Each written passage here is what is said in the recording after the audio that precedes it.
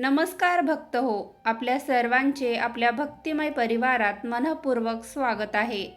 आज पवित्र संकष्टी चतुर्थीच्या शुभदिनी आपण श्री गणरायाच्या चरणी भक्तिभावाने नतमस्तक होऊया. विघ्नहर्ता, बुद्धिदाता आणि मंगलमूर्ती श्री गणेशाची कृपा प्राप्त करण्यासाठी आज आपण श्री गणपती अथर्व शीर्ष, संकटनाशन श्री गणेश स्तोत्र, श्री गणेश वरद स्तोत्र आणि अत्यंत प्रभावी असा श्री गणेश गायत्री मंत्राचे एकत्रितपणे श्रवण करणार आहोत.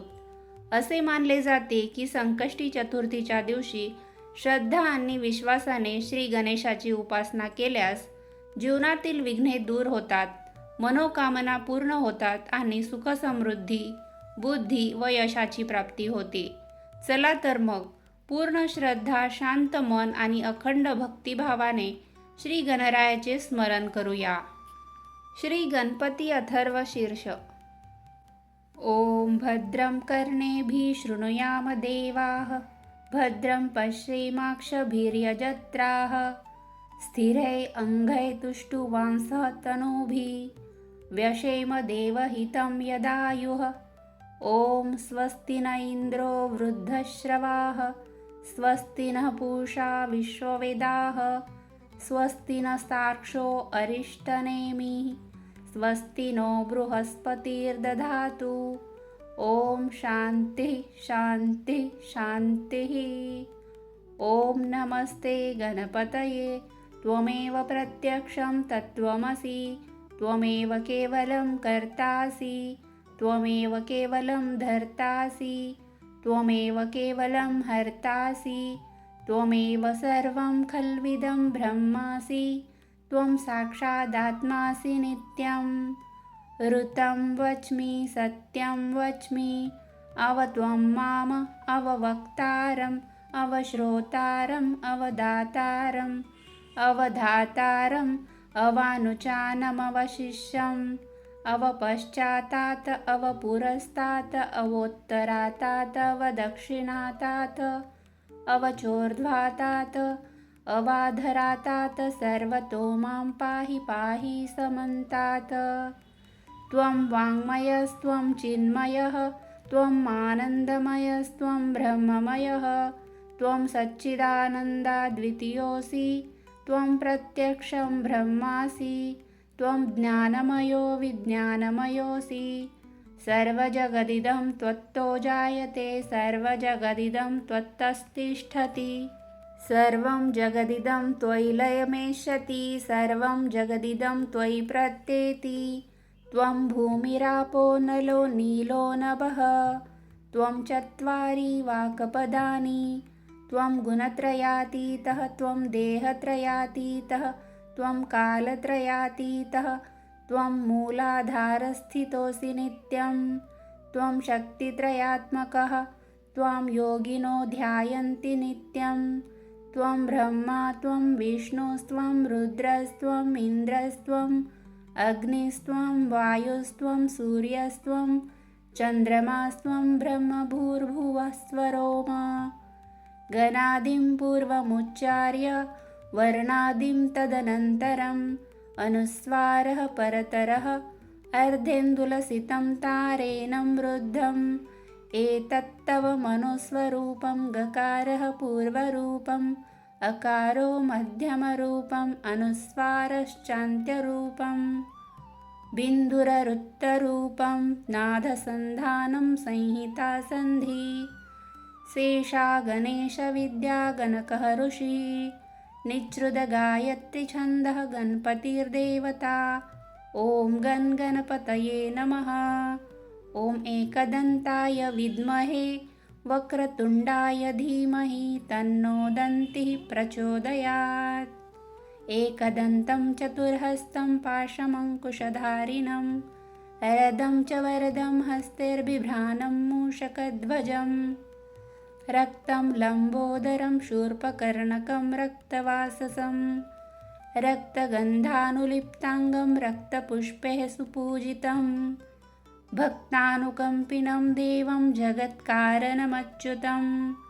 आविर्भूतं च सृष्टयादौ प्रकृतेः पुरुषात् परम्, एवं ध्यायति यो नित्यं स योगी योगिनां वरः। नमो व्रातपतये नमो गणपतये नमः प्रमथपतये नमस्ते अस्तु लम्बोदराय एकदन्ताय विघ्ननाशिने शिवसुताय श्रीवरदमूर्तये नमो नमः। एतदथर्वशीर्षोऽधिते स ब्रह्मभूयाय कल्पते स सर्वतः सुखमेधते स सर्वविघ्नैर्न बाध्यते स पञ्चमहापापात् प्रमुच्यते सायमधियानो दिवसकृतं पापं नाशयति प्रातर्धियानो रात्रिकृतं पापं नाशयति सायं प्रातः प्रयुञ्जानो अपापो भवति सर्वत्राधियानोपविघ्नो भवति धर्मार्थकाममोक्षं च विन्दति इदमथर्वशीर्षमशिष्याय न देयं यो यदि मोहाद्यास्यति स पापीयान् भवति सहस्रावर्तनात् यं काममधीते तं तमनेन साधयेत अनेन गणपतिमभिषिञ्चति स वाग्मी भवति चतुर्थ्यां मनश्रन जपति स विद्यावान् भवति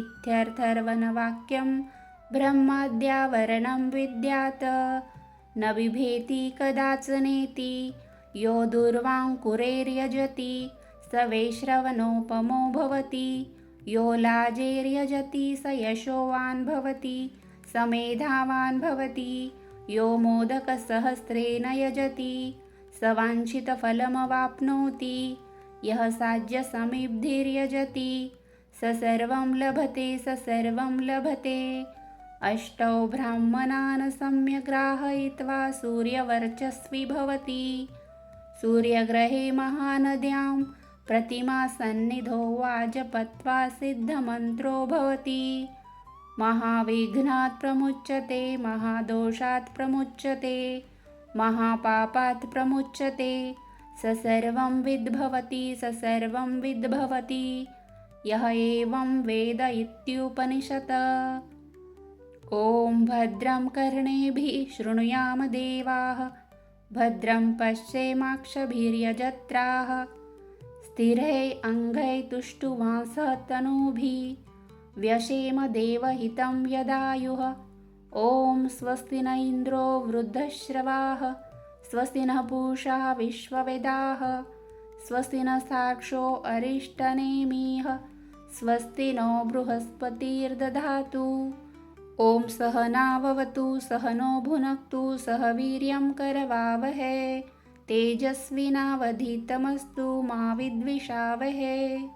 ॐ शांति शांति शांतिः।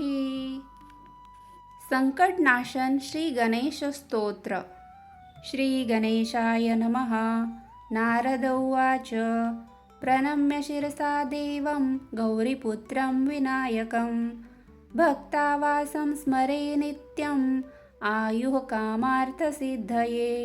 प्रथमं वक्रतुण्डं च एकदन्तं द्वितीयकं तृतीयं कृष्णपिङ्गाक्षं गजवक्त्रं चतुर्थकं लम्बोदरं पञ्चमं च षष्ठं विकटमेव च सप्तमं विघ्नराजेन्द्रं धूम्रवर्णं तथाष्टकं नवमं भालचन्द्रं च दशमं तु विनायकम् एकादशं गणपतिं द्वादशं तु गजाननं द्वादशैतानि नामानि त्रिसन्ध्यं यः पठेन्नरः न च विघ्नभयं तस्य सर्वसिद्धिकरं प्रभो। विद्यार्थी लभते विद्यां धनार्थी लभते धनं पुत्रार्थी लभते पुत्रान् मोक्षार्थी लभते गतिं। जपेत गणपतिस्तोत्रं षडभिर्मासे फलं लभेत् संवत्सरेण सिद्धिं च लभते नात्र संशयः।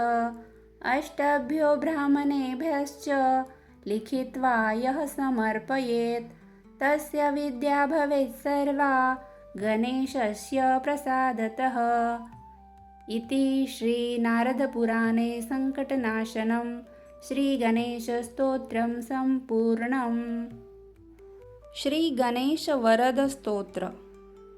ओम नमो जी श्री गणेशा, ओम नमो जी बुद्धी प्रकाशा, ओम नमो जी गुणेशा सिद्धिदायका तुझ नमो. ओम नमो जी ओंकारा, ओम नमो जी चराचरा, ओम नमो जी गणेश्वरा, गणपालन तत्परा तुझ नमो. ओम नमो वागेश्वरी, ओम नमो ब्रह्मकुमारी, ओम नमो वाचाचारी, सर्वसत्ताधारी तुझ नमो. ओम नमो सद्गुरु राजा, ओम नमो अधोक्षजा, ओम नमो कैलासराजा, शंभुदेवा तुझ नमो. ओम नमो दत्तात्रेया, ओम नमो अत्री अनुसूया, ओम नमो स्वामी सखया, रामराया तुझ नमो. ओम नमो सकल संता, सिद्ध साधू आणि महंता, ओम नमो प्राणनाथा, श्री हनुमंता तुझ नमो. ओम नमो इष्टदेवा, ओम नमो मोक्षदेवा, ओम नमो कुलदेवा, कालदेवा तुझ नमो. ओम नमो वास्तुदेवा, ओम नमो ग्रामदेवा, ओम नमो मातृदेवा, पितृदेवा तुझ नमो. ओम अष्टोत्तर शतमाला करायाची आज्ञा मला, देऊनी बुद्धी बालकाला वरद स्तोत्र घडवावे. ओम नमो गणेश्वरा, ओम नमो गतीश्वरा, ओम नमो गजवरा, गुणगर्वधरा तुझ नमो. ओम नमो गणेशा, ओम नमो गणाध्यक्षा, ओम नमो गुरुदृशा, गुरुपुरुषा तुझ नमो. ओम नमो गुणेश्वरा, ओम नमो गानचतुरा, ओम नमो गानपरा, गजरूपधरा तुझ नमो. ओम नमो गुरुधर्म धुरंधरा, ओम नमो गुणवत पोषण करा, ओम नमो गणपालन तत्परा, गजासुरयोद्धारा तुझ नमो. ओम नमो गंधर्व संशयच्छेत्रा, ओम नमो गुरुमंत्र गुरुतंत्रा, ओम नमो गुह्यप्रवरा, गुरुगर्वहरा तुझ नमो. ओम नमो गणस्वामिना, ओम नमो गजानना, ओम नमो गुणसंपन्ना, गानप्राणा तुझ नमो. ओम नमो गणदुःख प्रणाशना, ओम नमो गुणवत शत्रुसूदना, ओम नमो गजध्वना, हे गुणप्राणा तुझ नमो. ओम नमो गानज्ञानपरायणा, ओम नमो देवगौना, ओम नमो गानध्यानपरायणा, गानभूषणा तुझ नमो. ओम नमो गुरुप्राणा, ओम नमो गुरुगुणा, ओम नमो गंधर्वभाजना, गणप्रथित नामना तुझ नमो. ओम नमो गुरुलक्षणसंपन्ना, ओम नमो गंधर्वदर्पघ्ना, ओम नमो गंधर्व प्रीतिवर्धना, गुरुतत्वार्थदर्शना तुझ नमो. ओम नमो गुणाराध्या, ओम नमो गुणाहृद्या, ओम नमो गुरुआद्या, गुणाद्या तुझ नमो. ओम नमो गुरुशास्त्रालया, ओम नमो गुरुप्रिया, ओम नमो गणप्रिया, गणंजया तुझ नमो. ओम नमो गंधर्वप्रिया, ओम नमो गकारबीजनिलया, ओम नमो गुरुश्रिया, गुरुमाया तुझ नमो. ओम नमो गजमाथा, ओम नमो गंधर्व संसेव्या, ओम नमो गंधर्वगान श्रवणप्रणया, गंधर्व स्त्रीभिराराध्या तुझ नमो. ओम नमो गणनाथा, ओम नमो गणगर्भस्था, ओम नमो गुणीगीता, गुरुस्तुता तुझ नमो. ओम नमो गणरक्षणकर्ता, ओम नमो गणनमस्कृता, ओम नमो गुणवत गुणचित्तस्था, गुरुदेवता तुझ नमो. ओम नमो गंधर्वकुलदेवता, ओम नमो गजदंता, ओम नमो गुरुदेवता, गंधर्व प्रणवस्वांता तुझ नमो. ओम नमो गजदंता, ओम नमो गुरुदेवता, गंधर्व गीतपरिता, ओम नमो नमो गानकृता, हे गर्जता तुझ नमो. ओम नमो गणाधीरजा, ओम नमो देवगजा, ओम नमो गुरुभुजा, देवगजराजा तुझ नमो. ओम नमो गुरुमूर्ती, ओम नमो गुणकृती, ओम नमो गजपती, गणवल्लभमूर्ती तुझ नमो. ओम नमो गणपती, ओम नमो गुरुकीर्ती, ओम नमो गीर्वाण संपत्ती, गीर्वाण गणसेविती तुझ नमो. ओम नमो गुरुत्राता, ओम नमो गणाध्याता, ओम नमो गणत्राता, गणगर्व परिहर्ता तुझ नमो. ओम नमो गणदेवता, ओम नमो मानभुवा, ओम नमो गंधर्व गानसिंधवा तुझ नमो. ओम नमो गणश्रेष्ठा, ओम नमो गुरुश्रेष्ठा, ओम नमो गुणश्रेष्ठा, गणगर्जित संतुष्टा तुझ नमो. ओम नमो गणसौख्यप्रदा, ओम नमो गुरुमानग्रा, ओम नमो गुणवत सिद्धिदा, गानविशारदा तुझ नमो. ओम नमो गुरुमंत्र फलप्रदा. ओम नमो गुरु संसार सुखदा. ओम नमो गुरु संसार दुःखभिदा. गर्वी गर्वनुदा तुझ नमो. ओम नमो गंधर्वाभयदा. ओम नमो गणश्रीदा. ओम नमो गर्जनागयुद्ध विशारदा. गानविशारदा तुझ नमो. ओम नमो गंधर्वभयहारका. ओम नमो प्रीतिपालका. ओम नमो गणनायका गंधर्ववरदायका तुझ नमो. ओम नमो गुरस्त्रीगमने दोषहारका. ओम नमो गंधर्व संरक्षका. ओम नमो नमो गुणज्ञागंधका. गंधर्व प्रणयोत्सुका तुझ नमो. ओम नमो गंभीरलोचना. ओम नमो गंभीर गुणसंपन्ना. ओम नमो गंभीर गतिशोभना. देव गजानना तुझ नमो. हे गणेश स्तोत्र पठन करता. देही नांदे आरोग्यता. कार्यसिद्धी होय तत्वता. संशय मनी न धरावा. धनार्थी अनेक विसदिन. सुप्रभाती उठोन करिता स्तोत्र पठन. धनप्राप्ती होय त्यासी. जो प्रतिदिन त्रिवार पठत. त्यासी पुत्र धनधान्य प्राप्त होत. श्री गणेश पुरवीक्षित. यदर्थी संशय न धरावा. ज्यावरी संकट दुर्धर. तयाने एकादश वेळ स्तोत्र पठता थोर. त्याचे भय तात्काळ निरसेल. त्र्यंबकराय गणेश भक्त. जनदुःखे कष्टी होत. होऊन या कृपावंत. स्तोत्र बीजयुक्त करविती. गणेश सुत नारायण. केवळ मूढ अज्ञान. त्यास कैसे असे ज्ञान. वरद स्तोत्र करावया. कलियुगी नाम वरिष्ठ. साक्ष देती श्रेष्ठ श्रेष्ठ. म्हणून या स्तोत्रपाठ संत महंत करिताती. हे स्तोत्र केवळ चिंतामणी. नामरत्नांची खाणी. स्तोत्र पठोन या वाणी. साधके शुद्ध करावी. स्तोत्र पठने पुरुषार्थचारी. साध्य होती घरचे घरी. म्हणून याचे वरी शुद्ध भाव ठेवावा. अति सात्विक पुण्यवंत. त्यासीच येथे प्रेम उपजत. भावे करीती स्तोत्रपाठ. त्यासी गणेश संरक्षी. शके 1860. बहुधान्य संवत्सर श्रेष्ठ. श्री विनायकी चतुर्थी येत. शुक्रवार दिन भाग्याचा. येच दिनी हे वरद स्तोत्र पूर्ण झाले अति पवित्र. वरद हस्ते गजवक्त्र. पठने भक्ता सांभाळी. इति श्री गणेश वरद स्तोत्र श्रवणे होत कर्ण पवित्र. विजय होईल सर्वत्र आणि शांती लाभेल. श्री गजाननार्पणमस्तु. श्री गणेश गायत्री मंत्र. ओम एकदंताय विद्महे वक्रतुंडाय धीमहि तन्नो दन्तिः प्रचोदयात्. ओम एकदंताय विद्महे वक्रतुंडाय धीमहि तन्नो दन्तिः प्रचोदयात्. ओम एकदंताय विद्महे वक्रतुंडाय धीमहि तन्नो दन्तिः प्रचोदयात्. ओम एकदंताय विद्महे वक्रतुंडाय धीमहि तन्नो दन्तिः प्रचोदयात्.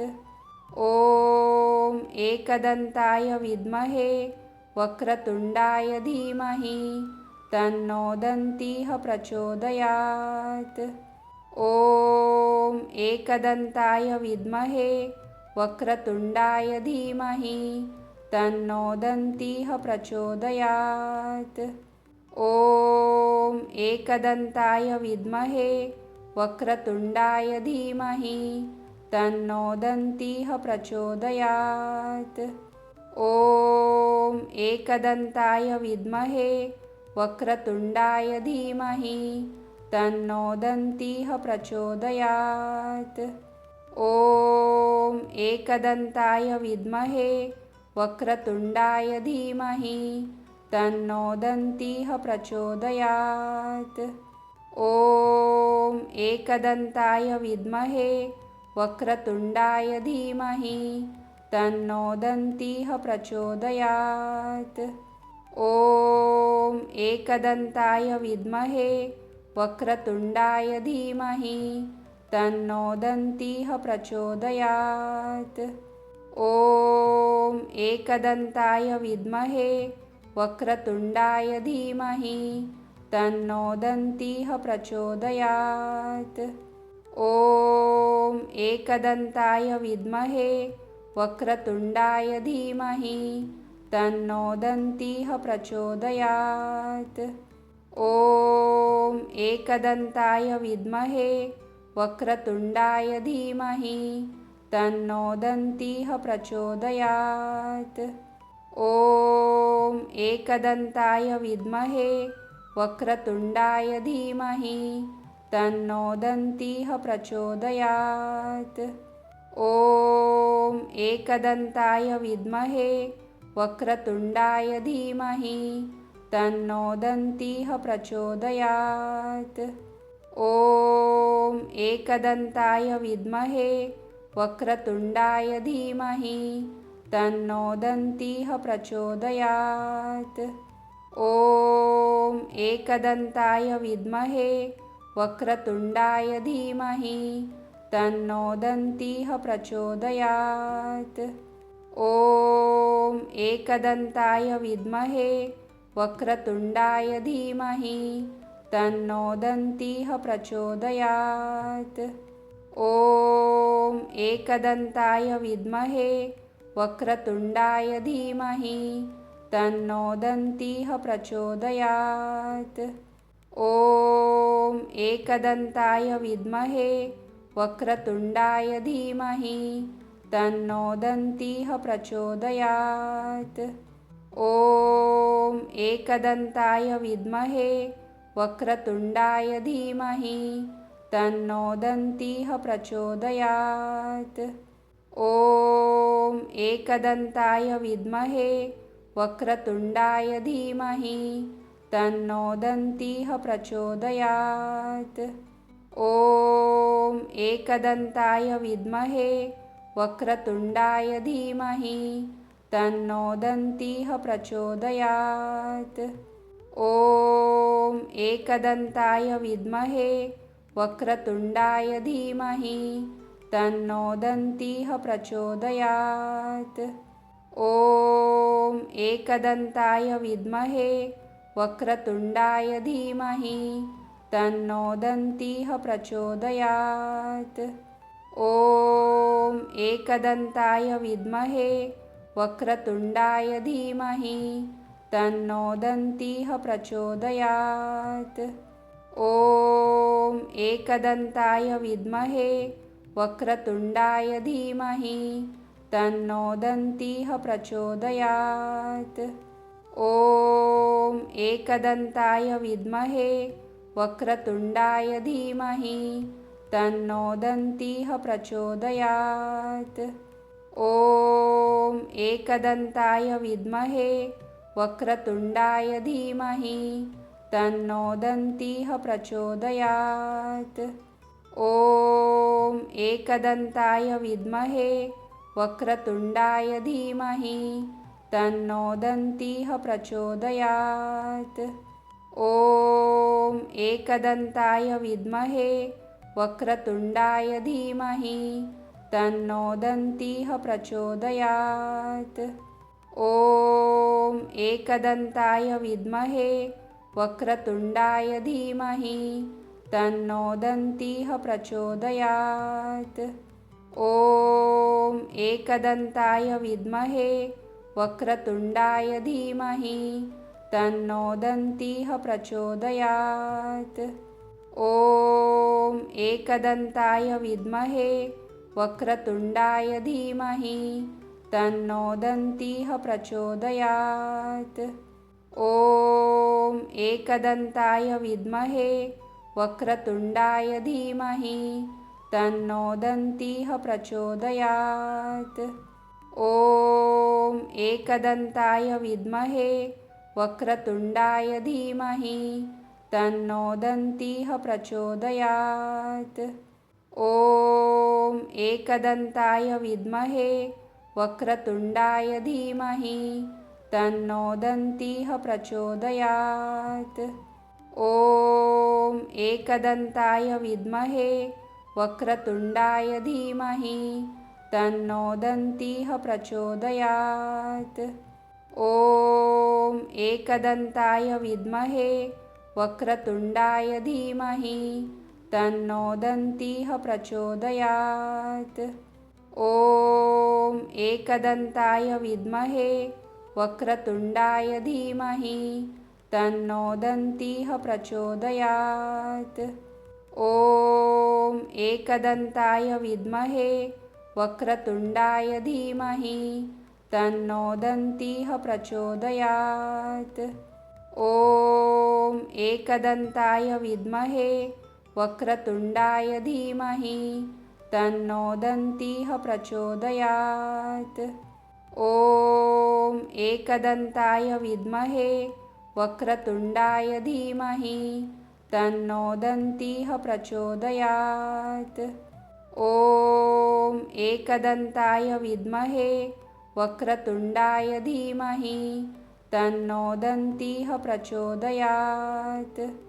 ॐ एकदन्ताय विद्महे वक्रतुण्डाय धीमहि तन्नो दन्तिः प्रचोदयात्। ॐ एकदन्ताय विद्महे वक्रतुण्डाय धीमहि तन्नो दन्तिः प्रचोदयात्। ॐ एकदन्ताय विद्महे वक्रतुण्डाय धीमहि तन्नो दन्तिः प्रचोदयात्। ॐ एकदन्ताय विद्महे वक्रतुण्डाय धीमहि तन्नो दन्तिः प्रचोदयात्। ॐ एकदन्ताय विद्महे वक्रतुण्डाय धीमहि तन्नो दन्तिः प्रचोदयात्। ॐ एकदन्ताय विद्महे वक्रतुण्डाय धीमहि तन्नो दन्तिः प्रचोदयात्। ॐ एकदन्ताय विद्महे वक्रतुण्डाय धीमहि तन्नो दन्तिः प्रचोदयात्। ॐ एकदन्ताय विद्महे वक्रतुण्डाय धीमहि तन्नो दन्तिः प्रचोदयात्। ॐ एकदन्ताय विद्महे वक्रतुण्डाय धीमहि तन्नो दन्तिः प्रचोदयात्। ॐ एकदन्ताय विद्महे वक्रतुण्डाय धीमहि तन्नो दन्तिः प्रचोदयात्। ॐ एकदन्ताय विद्महे वक्रतुण्डाय धीमहि तन्नो दन्तिः प्रचोदयात्। ॐ एकदन्ताय विद्महे वक्रतुण्डाय धीमहि तन्नो दन्तिः प्रचोदयात्। ॐ एकदन्ताय विद्महे वक्रतुण्डाय धीमहि तन्नो दन्तिः प्रचोदयात्। ॐ एकदन्ताय विद्महे वक्रतुण्डाय धीमहि तन्नो दन्तिः प्रचोदयात्। ॐ एकदन्ताय विद्महे वक्रतुण्डाय धीमहि तन्नो दन्तिः प्रचोदयात्। ॐ एकदन्ताय विद्महे वक्रतुण्डाय धीमहि तन्नो दन्तिः प्रचोदयात्। ॐ एकदन्ताय विद्महे वक्रतुण्डाय धीमहि तन्नो दन्तिः प्रचोदयात्।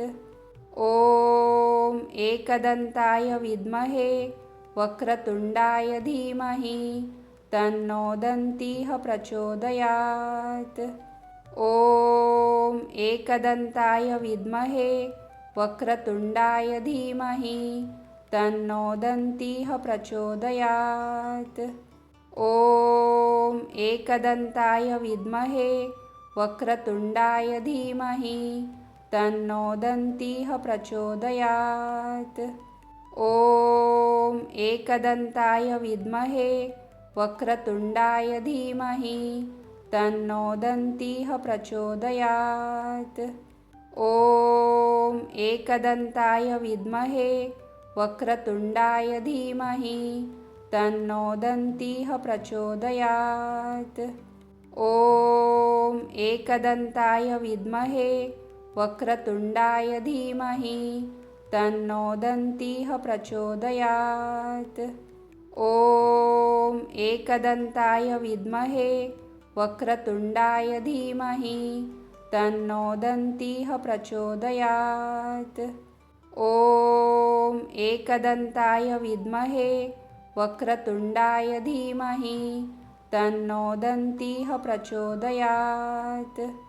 ॐ एकदन्ताय विद्महे वक्रतुण्डाय धीमहि तन्नो दन्तिः प्रचोदयात्। ॐ एकदन्ताय विद्महे वक्रतुण्डाय धीमहि तन्नो दन्तिः प्रचोदयात्। ॐ एकदन्ताय विद्महे वक्रतुण्डाय धीमहि तन्नो दन्तिः प्रचोदयात्। ॐ एकदन्ताय विद्महे वक्रतुण्डाय धीमहि तन्नो दन्तिः प्रचोदयात्। ॐ एकदन्ताय विद्महे वक्रतुण्डाय धीमहि तन्नो दन्तिः प्रचोदयात्। ॐ एकदन्ताय विद्महे वक्रतुण्डाय धीमहि तन्नो दन्तिः प्रचोदयात्। ॐ एकदन्ताय विद्महे वक्रतुण्डाय धीमहि तन्नो दन्तिः प्रचोदयात्।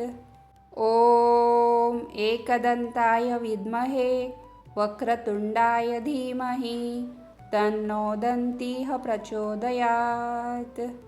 ॐ एकदन्ताय विद्महे वक्रतुण्डाय धीमहि तन्नो दन्तिः प्रचोदयात्। ॐ एकदन्ताय विद्महे वक्रतुण्डाय धीमहि तन्नो दन्तिः प्रचोदयात्। ॐ एकदन्ताय विद्महे वक्रतुण्डाय धीमहि तन्नो दन्तिः प्रचोदयात्। ॐ एकदन्ताय विद्महे वक्रतुण्डाय धीमहि तन्नो दन्तिः प्रचोदयात्। ॐ एकदन्ताय विद्महे वक्रतुण्डाय धीमहि तन्नो दन्तिः प्रचोदयात्। ॐ एकदन्ताय विद्महे वक्रतुण्डाय धीमहि तन्नो दन्तिः प्रचोदयात्। ॐ एकदन्ताय विद्महे वक्रतुण्डाय धीमहि तन्नो दन्तिः प्रचोदयात्। ॐ एकदन्ताय विद्महे वक्रतुण्डाय धीमहि तन्नो दन्तिः प्रचोदयात्। ॐ एकदन्ताय विद्महे वक्रतुण्डाय धीमहि तन्नो दन्तिः प्रचोदयात्। ॐ एकदन्ताय विद्महे वक्रतुण्डाय धीमहि तन्नो दन्तिः प्रचोदयात्। ॐ एकदन्ताय विद्महे वक्रतुण्डाय धीमहि तन्नो दन्तिः प्रचोदयात्। ॐ एकदन्ताय विद्महे वक्रतुण्डाय धीमहि तन्नो दन्तिः प्रचोदयात्। ॐ एकदन्ताय विद्महे वक्रतुण्डाय धीमहि तन्नो दन्तिः प्रचोदयात्। ॐ एकदन्ताय विद्महे वक्रतुण्डाय धीमहि तन्नो दन्तिः प्रचोदयात्। ॐ एकदन्ताय विद्महे वक्रतुण्डाय धीमहि तन्नो दन्तिः प्रचोदयात्। ॐ एकदन्ताय विद्महे वक्रतुण्डाय धीमहि तन्नो दन्तिः प्रचोदयात्। ॐ एकदन्ताय विद्महे वक्रतुण्डाय धीमहि तन्नो दन्तिः प्रचोदयात्। ॐ एकदन्ताय विद्महे वक्रतुण्डाय धीमहि तन्नो दन्तिः प्रचोदयात्। ॐ एकदन्ताय विद्महे वक्रतुण्डाय धीमहि तन्नो दन्तिः प्रचोदयात्। ॐ एकदन्ताय विद्महे वक्रतुण्डाय धीमहि तन्नो दन्तिः प्रचोदयात्। ॐ एकदन्ताय विद्महे वक्रतुण्डाय धीमहि तन्नो दन्तिः प्रचोदयात्। ॐ एकदन्ताय विद्महे वक्रतुण्डाय धीमहि तन्नो दन्तिः प्रचोदयात्। ॐ एकदन्ताय विद्महे वक्रतुण्डाय धीमहि तन्नो दन्तिः प्रचोदयात्। ॐ एकदन्ताय विद्महे वक्रतुण्डाय धीमहि तन्नो दन्तिः प्रचोदयात्। ॐ एकदन्ताय विद्महे वक्रतुण्डाय धीमहि तन्नो दन्तिः प्रचोदयात्। ॐ एकदन्ताय विद्महे वक्रतुण्डाय धीमहि तन्नो दन्तिः प्रचोदयात्। ॐ एकदन्ताय विद्महे वक्रतुण्डाय धीमहि तन्नो दन्तिः प्रचोदयात्। ॐ एकदन्ताय विद्महे वक्रतुण्डाय धीमहि तन्नो दन्तिः प्रचोदयात्। ॐ एकदन्ताय विद्महे वक्रतुण्डाय धीमहि तन्नो दन्तिः प्रचोदयात्। ॐ एकदन्ताय विद्महे वक्रतुण्डाय धीमहि तन्नो दन्तिः प्रचोदयात्।